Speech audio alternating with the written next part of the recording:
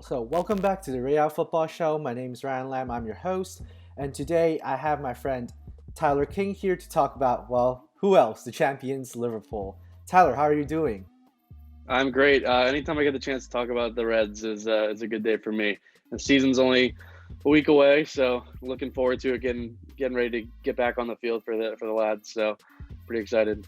Yeah, like it's 1 week away. Like, how did that even happen? I didn't just I was just chilling in it. Oh wait, it's just back. That's not a lot of rest, but let's dive straight into it. Of course, Liverpool. We have to do the review part first. League champions, but if there's a boat to pick, it has to be an early exit in European competition against Atletico Madrid. So of course you'd want the league win for so long. How does it feel to finally get it? And kind of just a very basic assessment of your team within those two main competitions. Yeah, I think the whole season in the domestic season was kind of just a dream. I mean, it was perfect from start to finish. Of course, there were hiccups here and there. The Watford game at City when things kind of got restarted again. But yeah, I think all of it. There were so many magical moments. I hate to bring up the United game at home, but that was kind of really what sold me and made me believe that this was real and this was a special team.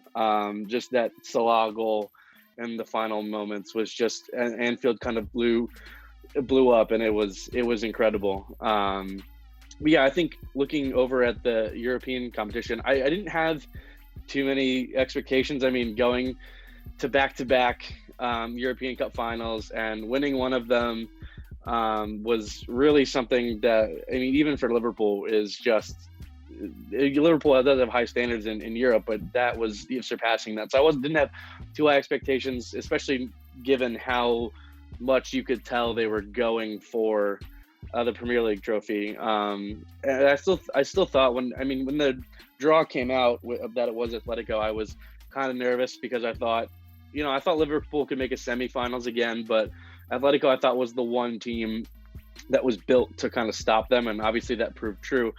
I mean, they had chances in both games, just couldn't really finish.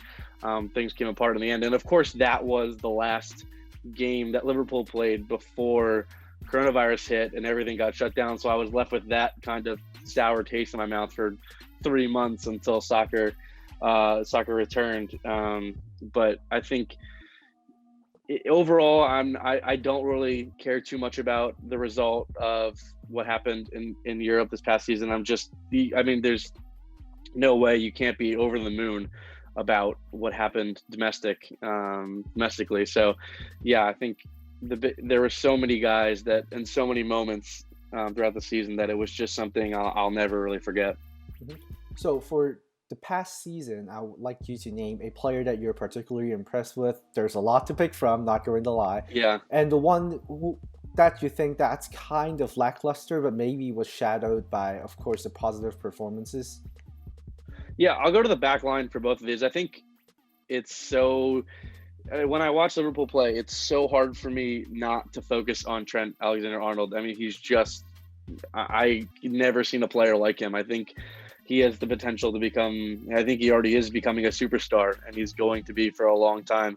I eventually think he'll be the captain of Liverpool once Jordan Henderson eventually moves on. He's just, I mean, he's a scouser in our team. That's the song we sing, and he's the best. I think he's just a truly transcendent talent. I don't really buy all of the talk about him moving to the midfield at some point in his career. I think he's perfectly suited on the right side there. He's just so fun. I mean, that Leicester game on Boxing Day was just. I mean, I haven't seen a fullback play like that in quite some time. It was truly something. And I think another guy I'll mention that I think stepped up was obviously Jordan Henderson, Player of the Year. I think even though he doesn't put up the fancy stats, and he even as a central midfielder, it's just kind of what he does when he's not doesn't have the ball. I think is really impressive as well. And he's just been such a leader for this team, and he's gone through it all. And just to see his progress and reach this peak of his, I think is impressive. But there obviously wasn't a perfect team. I think once football restarted, we kind of saw that with Liverpool, especially in the back line, some of the cracks. So I would point to like one spot, not necessarily one player, because there's a couple guys that fill that spot. It's the right center back spot next to Van Dijk. Obviously, like you mentioned, that spot kind of gets overlooked a little bit because of how good Van Dijk is, so you don't notice a lot of the mistakes sometimes. But I mean, given injuries and just inconsistent play from the guys that had occupied that spot, Dejan Lovren, Joe Gomez, and Joel Matip, I think it was just kind of, you never really knew what was going to happen with that spot. I mean, those guys kind of rotated throughout the season. They all played in big games. I remember Lovren played against City. Matip had some big games against Arsenal, or a big game against Arsenal early in the season. And Gomez is kind of solid through in the middle part of the season. So, but all three of those guys, obviously Lovren has moved on to Russia, but Matip and Gomez are kind of making me wary about that spot, which, I mean, we'll talk about transfers in a little bit, but I know that that's kind of a spot already that I think needs addressing. And I think last season, even with Lovren, is kind of just proof of that. Mm-hmm. So, of course, let's just move straight into transfers or lack thereof. We share not a lot of them. We share a similar hatred toward FSG, me on the Red Sox side and you on the Liverpool side. So let's just recap really quickly. They brought in Tsimikas, which is a Greek defender, and they lost a bunch of, I would say, peripheral squad depth players like Dejan Lovren, Adam Lallana, and Nathaniel Klein. Thiago's still kind of on the block and deciding. News came in where Wijnaldum might go to Barcelona for $15 million. And Liverpool also lost out on Jamal Lewis, who they're interested in from Norwich, Newcastle, for a meager $13.5 million. So go ahead, you could speak about Fenway Sports Groups all you want, and like maybe Tsimikas, how would he impact the team? Especially this squad's honestly a little bit thin, as we'll go into later. Yeah, I think it is, if not the best, the second best overall starting lineup, starting 11 in the Premier League. But yeah, like I said, I mean, the lack of transfers is concerning. It's really not even something Liverpool have been about. I mean, they've always been a club that's brought in multiple guys in a window, and this just hasn't been the case. I mean, it's hard to really complain as a Liverpool supporter, given the guys they have brought in the last couple of years that have made such a difference, like Alisson, Van Dijk, Salah, everybody, Mane, Firmino, all those guys dating back to really when Klopp kind of got here. Just every big transfer they've made has seemingly worked out. Obviously, there's guys like Naby Keita who still have a ways to go, but even the guys like Fabinho have made such a difference. I mean, getting Andy Robertson for that small fee was incredible. So, I mean, there obviously are, I mean, losing it, it's just the rumors that kind of make it a little more painful not getting some of the guys like Timo Werner. I still feel like Thiago might end up in Liverpool. I don't really know what's going on there. It doesn't seem like he wants to go back to Bayern, which I don't know why he wouldn't. I mean, they are the best team in the world. But it seems like he's kind of looking for a next challenge, and I think he would be a great addition to the Liverpool midfield. Just trying to imagine having him, Fabinho, Keita, Henderson, even Wijnaldum if he sticks around, Curtis Jones, all those guys available each weekend would be absolutely huge. So I hope he comes back, or hope he makes his way to Merseyside. We'll see. I think going over to Wijnaldum situation, I think once Koeman got the Barca job, it kind of seemed like a perfect fit for him. Wijnaldum has been really underrated these last couple of years. He's played excellent in big games. He scored some big goals too. Obviously, the two against Barca in the Champions League semifinals 2 years ago was, I mean, there's no other performance like that this decade. There's no more important performance this decade in Europe for Liverpool. So I think he has done a great job for Liverpool. He's been a massive player in the midfield, but I think it might be time for him to move on and let some of the younger guys get some more playing time. And obviously, Koeman being at Barca makes it a little bit of a good fit. If Coman stays, I have no idea what's that's going to happen at Barca with Bartomeu and Messi. This whole situation is insane. But yeah, I think, like I said, I am disappointed with FSG. I would like Klopp to have a little bit more leeway to make some moves, because I think I wish he would be able to get more creative, having a deeper squad. I think Klopp kind of sees what Guardiola has at City and is a little bit envious of the depth that he has and how creative he's able to get with some of the lineups. Because Liverpool has basically run out the same lineup the last 3 years, that basic 4-3-3, with Mane, Firmino, and Salah up top, and kind of a holding midfielder, and then two guys that play a little bit more attacking style. Those guys kind of interchange, but the rest of the squad kind of stays the same. So I think he wishes he definitely had a little bit more depth. I think they have talent on the peripheral in the squad right now. Like, I think a guy like Takumi Minamino is in line for a big season. Klopp can get pretty creative with playing a front four, where he allows Firmino to drop deeper into more of a 10 role and let Salah play a more traditional 9 spot, and then have Minamino and Mane on the respective wings. So I think there are options within the squad right now. But yeah, I definitely wish Liverpool brought in another frontline attacker, whether it was even a guy like Memphis Depay, who seems like he might be going to Barca. But I mean, who knows what could happen? I mean, the season's only a week away, so might have to wait until next summer for a bigger transfer. Obviously, yeah, it's a little bit of a scramble to get players, especially in this environment and in this economy as well.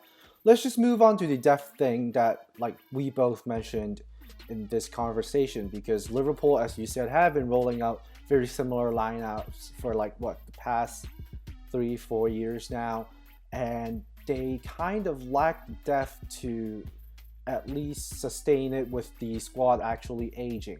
You'd still get players coming back from loan like Harvey Elliott and whatnot, Harvey Barnes and whatnot, and then like other players like, the younger ones, your Sepp Vandenbergs, your Nico Williamses, your Ryan Brewster, I think, is the young player they're excited about. Yeah, and also Kijana Hoover and whatnot. Kurt Jones, of course. You spoke really highly of him in our conversations Love before. Curtis Jones. So how would that kind of, I would say there's like a split in the middle with the players you play and also the periphery players. They might not be able to be tapped into the starting lineup. That's my point of view.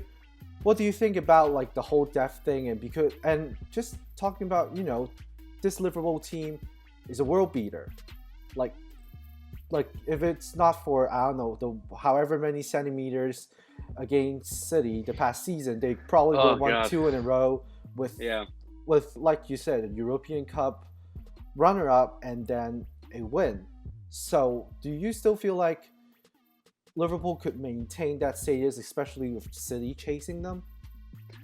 Yeah, I would probably give the edge to City going into the season, just based off what I saw after the restart. I think Liverpool and City are still clear to lead the 2 teams that are going to be fighting for the title this year. I don't buy Chelsea as a title contender this season. In 2022, I definitely think they will be right there with these 2 teams. I just think it's going to take a while for the squad to kind of, all those new young attacking players to kind of mesh and grow together. Obviously, the defense is still an issue at Stamford Bridge, but I think Liverpool has enough depth and enough talent this season to be proper title contenders again. I think if they want to do it next season, they'll have to make some additions, but there are depth at spots. Like, I think both right back and left back, they have depth with Nico Williams on the right, and now I mentioned Kostas Tsimikas. I think he will be a pretty decent left back and a decent backup now that, and also allows James Milner not to have to play left back anymore, which I'm sure he's thrilled about. But yeah, so I think on both fullback spots and in the central midfield, they have pretty decent depth up front, and at center back is where I don't think they have a whole lot of depth. But I think I would give City the edge going into the season, because I just think they're clicking at another level right now. I mean, this isn't the Champions League, so they are playing. This isn't the Champions League, so they are the ones to beat. So we'll see what happens. I am looking forward to the season. I think it's going to be a lot similar to what you saw in 2018-19 with that title chase. I think it'll be something similar. I don't know if both teams will be as dominant as they were, but who knows? Anything can happen. This has been some kind of run for both these teams in creating a rivalry that I think will last for a while. Mm-hmm. So finally, I have like 2 to 3 quick fire questions for you. Number 1, a player who you think should or need to step up, or you would like to see step up this season for Liverpool. Number 2, where do you think they're going to finish? And since they're in the Champions League, also maybe like a prediction on how far they could get with the squad they currently have. Like we both discussed, maybe a little bit too thin to handle a lot of competitions. Yeah, so I think first guy I'm looking forward to seeing hopefully step up is Takumi Minamino. I'm really looking forward to see how Klopp gets kind of creative. It took a while for him to break into the squad and get adjusted, but the coaching staff has really raved about him since the restart, especially in preseason camp. He's looked pretty good. So looking forward to Minamino stepping up, and obviously Naby Keita as well, to kind of bolster the attack. I think they will finish second in the league, and in the Champions League, I think they will make the quarterfinals, maybe the semifinals. But they always seem to struggle in the group stage, like you said, because of the depth. They won their group last year, but the year before it took a 1-0 win over Napoli on the final day of the group stage to even sneak in the round of 16. So I do think they'll make it. Obviously the draw hasn't come out yet, but we'll see what the group looks like. But I do think they'll advance to knockouts again and make it to the quarterfinals. So. All right, Tyler, thank you very much. We'll be back actually with a bunch more of these type of previews early on with the friends that I have that have been super helpful. So again, thank you very much, Tyler. Love to have you No problem. here. Thanks, Ryan. Appreciate it.